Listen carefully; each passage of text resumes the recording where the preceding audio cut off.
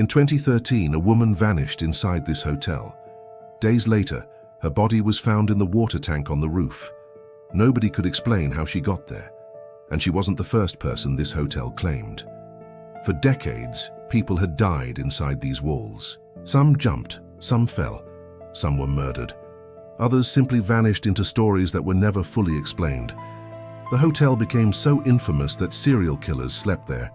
Suicides became routine. Guests reported strange encounters, and long before social media turned it into an internet obsession, locals already had a nickname for it: the most cursed hotel in America. Located in downtown Los Angeles, the Cecil Hotel opened in 1927. At first, it looked like a symbol of luxury. The building featured elegant marble lobbies, grand staircases, and ornate decorations. The owners believed they had created one of the most desirable hotels in LA. Then, history intervened. Just 2 years after opening, the Great Depression devastated America. Businesses collapsed, families lost everything. The neighborhood around the Cecil began changing. The area became associated with poverty, crime, and addiction. The hotels slowly transformed into something very different. By the 1930s and 40s, reports of suicides began appearing. People jumped from windows. Guests were found dead in rooms. Something felt wrong about the place. In 1962, a woman named Pauline Otten jumped from a 9th-floor window. Tragically, she landed on a pedestrian below. Both died instantly.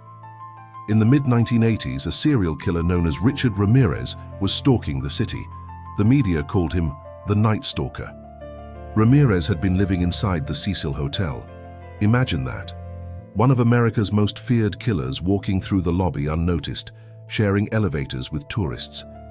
Years later, another infamous killer appeared: Jack Unterweger. 2 serial killers from different countries and decades in the same hotel. It sounds like fiction. In January 2013, 21-year-old Elisa Lam arrived. She was traveling alone, exploring the West Coast. At some point, she disappeared completely. Then investigators released security camera footage from an elevator. The video became one of the most unsettling pieces of surveillance footage ever viewed online. In the footage, Elisa behaves in ways many found disturbing.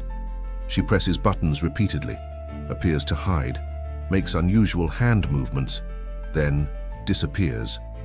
Meanwhile, guests began reporting something disturbing. The water tasted strange. Some noticed unusual odors.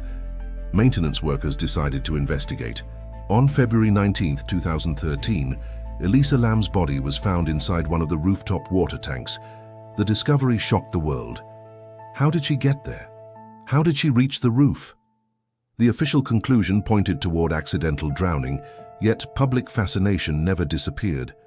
The hotel's dark history fueled the mystery. People searched for hidden clues, turning the Cecil into a modern legend.